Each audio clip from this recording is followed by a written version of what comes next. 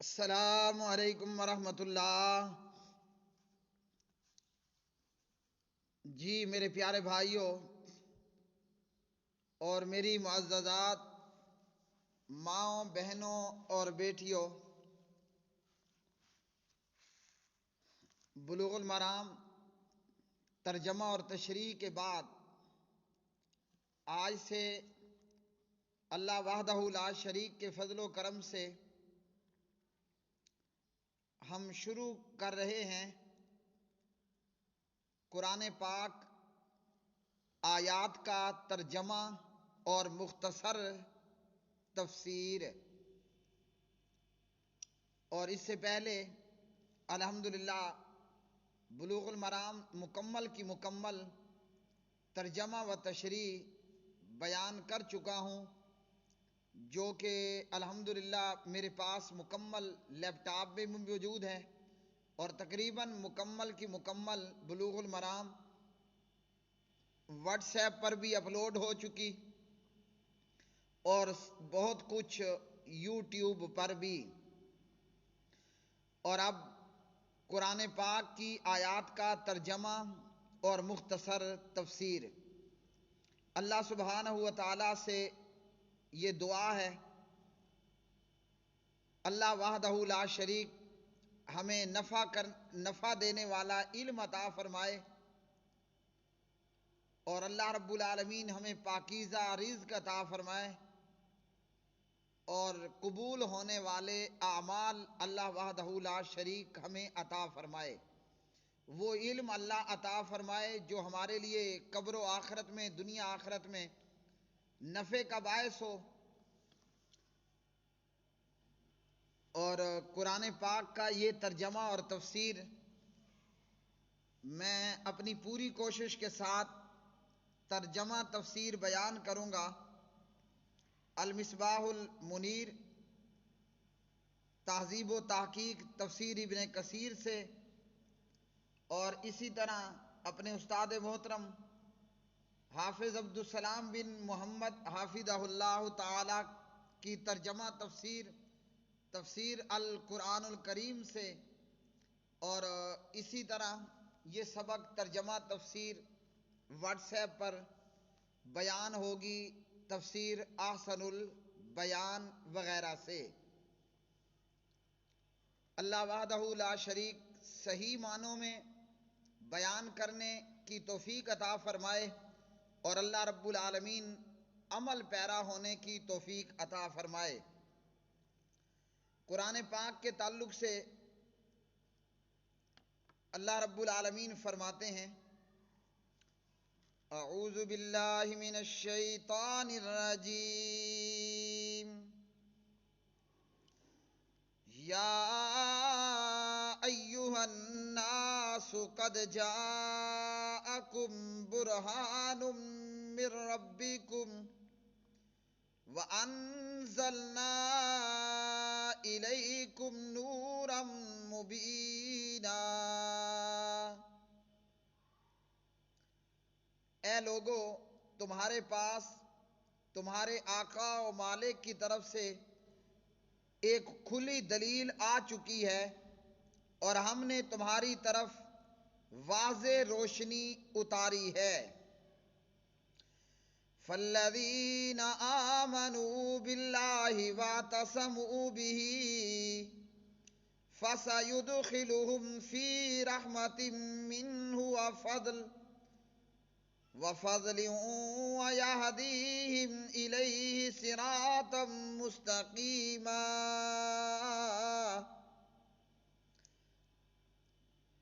سو جو لوگ اللہ پر ایمان لائے اور اس برہان اور نور کو مضبوطی سے پکڑ لیا، اللہ تعالی انہیں اپنی رحمت سے سرفراز فرمائے گا اور اپنے فضل سے نوازے گا، اور انہیں اپنی طرف پہنچنے کی سیدھی راہ پر چلائے گا۔ یہ نور، یہ برہان کیا ہے؟ یہ اللہ کا قرآن ہے۔ ہمیں چاہیے کہ ہم زیادہ سے زیادہ وقت نکال کر اللہ کی کتاب کو، اللہ کے نور کو، اللہ کی طرف سے آنے والے اس برہان کو سمجھیں۔ تلاوت قرآن کے آداب میں سب سے پہلی بات، پہلا ادب، تلاوت کے آغاز میں اعوذ باللہ من الشیطان الرجیم پڑھنا۔ فَإِذَا قَرَأْتَ الْقُرْآنَ فَاسْتَعِذْ بِاللَّهِ مِنَ الشَّيْطَانِ الرَّجِيمِ۔ فرمایا پھر جب آپ قرآن پڑھنے لگیں تو شیطان مردود سے اللہ کی پناہ مانگ لیا کریں، یعنی اعوذ باللہ من الشیطان الرجیم پڑھنا۔ میں اللہ تعالیٰ کی پناہ پکڑتا ہوں شیطان مردود سے۔ قرآن پاک چاہے نماز میں پڑھا جائے چاہے نماز کے علاوہ، ابتدا میں اعوذ باللہ من الشیطان الرجیم پڑھنا ہے۔ ابو سعید خدری رضی اللہ عنہ راوی ہیں، نبی علیہ الصلاۃ والسلام جب رات کو قیام فرماتے، نماز شروع کرتے تو قرات سے پہلے اعوذ باللہ من الشیطان الرجیم من ہمزہ ونفخہ ونفثہ پڑھتے۔ میں اللہ کی پناہ لیتا ہوں جو سننے والا اور جاننے والا ہے شیطان مردود سے، یعنی اس کے وسوسوں سے اور اس کی پھونک سے اور جادو سے۔ سنن ابی داود حدیث نمبر 775، جامع ترمذی حدیث نمبر 242۔ اعوذ باللہ من الشیطان الرجیم کے حوالے سے ابی بن کعب رضی اللہ عنہ راوی ہیں، دو آدمی نبی صلی اللہ علیہ وسلم کے پاس آپ کے سامنے جگڑ رہے تھے۔ غصے کے باعث ایک بندے کی ناک سرخ ہو گئی، یعنی شدید غصہ۔ نبی علیہ السلام نے فرمایا انی لأعلم شیئا لو قالہ لذهب عنہ ما یجد۔ میں ایک ایسی چیز جانتا ہوں کہ اگر یہ اسے پڑھ لے تو اس کا یہ غصہ ختم ہو جائے گا، اور وہ ہے اعوذ باللہ من الشیطان الرجیم۔ پتہ چلا غصے کے وقت اعوذ باللہ پڑھنے پر شیطان مردود دفع ہوتا ہے، اور غصہ شیطان کی طرف سے ہے تو بندے کا ٹمپریچر نارمل ہو جاتا ہے۔ السنن الکبریٰ للنسائی، کتاب عمل الیوم واللیلہ، یہاں شیطان کو رجیم کہا گیا۔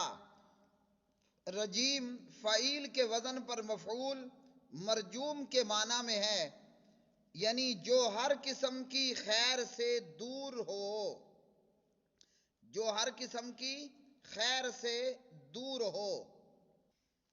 استعاذہ اعوذ باللہ کے تعلق سے امام رازی رحمہ اللہ نے عطا بن ابی رباح کا قول نقل کیا کہ جو شخص بھی نماز کے اندر یا باہر قرآن پاک کی تلاوت کرنا چاہے اس کے لیے اعوذ باللہ پڑھنا واجب ہے۔ اور دلیل اس کر ان کی دلیل کیا ہے؟ فاستعذ باللہ، آپ پناہ مانگیں، اور چونکہ یہ امر کا صیغہ ہے تو بظاہراً یہی معلوم ہوتا ہے۔ اور اسی طرح نبی علیہ السلام ہمیشہ تعوذ پڑھا کرتے تھے، اور یہ اس لیے کہ شیطان کے شر کو دور کیا جاتا ہے۔ استعاذہ یعنی اعوذ باللہ پڑھنا واجب ہے یا مستحب ہے؟ تو جمہور علماء کرام کا مذہب یہ ہے کہ استعاذہ مستحب ہے، واجب نہیں ہے۔ اعوذ باللہ من الشیطان الرجیم پڑھنے کے فوائد، کہ اس کے ساتھ انسان اللہ تعالیٰ کے کلام کی تلاوت کے لیے، کلام اللہ پڑھتے وقت، تلاوت کرنے کے وقت جب بندہ اعوذ باللہ پڑھ لیتا ہے، اعوذ باللہ من الشیطان الرجیم، تو اپنے منہ کو لغو اور بیہودہ گفتگو سے پاک کر لیتا ہے جو اس نے کی ہوتی ہے۔ اعوذ باللہ من الشیطان الرجیم کے معنی یہ ہوئے کہ میں اللہ تعالیٰ کی بارگاہ میں شیطان مردود سے پناہ لیتا ہوں کہ وہ دین یا دنیا میں مجھے کوئی نقصان پہنچا سکے یا مجھے اس کام سے روک سکے جس کے کرنے کا حکم دیا گیا، یا کسی برے کام پر ابھارے جس سے مجھے منع کیا گیا، کیونکہ شیطان سے انسان کو صرف اللہ تعالیٰ ہی بچا سکتا ہے۔ پیارے بھائیو، شیطان ایک ایسا دشمن ہے جو رشوت نہیں لیتا۔ شیطان رشوت خور نہیں ہے۔ کئی دشمن ایسے ہوتے ہیں کہ آپ ان کو رشوت دیں تو وہ آپ کو چھوڑ دیں گے۔ کئی دشمن ایسے ہوتے ہیں آپ حسن سلوک کریں وہ آپ کو چھوڑ دیں گے، لیکن شیطان نہ رشوت قبول کرتا ہے نہ حسن سلوک کو قبول کرتا ہے۔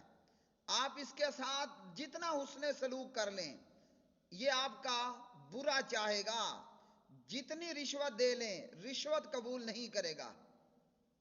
لفظ شیطان کی وجہ تسمیہ، شیطان کا لفظ عربی زبان میں شاطانہ سے ہے جس کے معنی دور ہونے کے ہیں، تو شیطان کو شیطان اس لیے کہا جاتا ہے کہ وہ اپنی طبیعت کے اعتبار سے انسانی طبیعتوں سے اور اپنے فسق کی وجہ سے خیر و بھلائی سے کوسوں دور ہے۔ یہاں بعض لوگ کہتے ہیں کہ ہمیں نمازوں میں وسوسے بہت زیادہ آتے ہیں، تو نماز میں قرات شروع کرنے سے پہلے آپ اعوذ باللہ السمیع العلیم من الشیطان الرجیم من ہمزہ ونفخہ ونفثہ پڑھ لیں، وسوسے نہیں آئیں گے۔ اور اگر دوران نماز وسوسے آئیں یا آپ کو جمائیاں آئیں، بائیں طرف 3 مرتبہ تھوکیے، اعوذ باللہ من الشیطان الرجیم پڑھ لیجئے، وسوسہ آنا دور ہوگا، شیطان دفع مردود ہوگا۔ اللہ سبحانہ و تعالی عمل پیرا ہونے کی توفیق عطا فرمائے۔ وآخر دعوانا ان الحمد للہ رب العالمین۔